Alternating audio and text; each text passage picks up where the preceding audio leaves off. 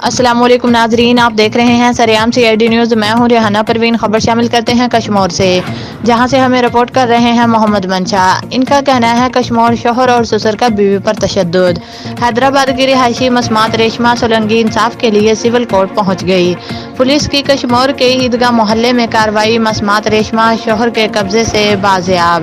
خواتین کا شوہر صدام اور سسر خادم کے آئے روز کے تشدد کے خلاف احتجاجی مظاہرہ۔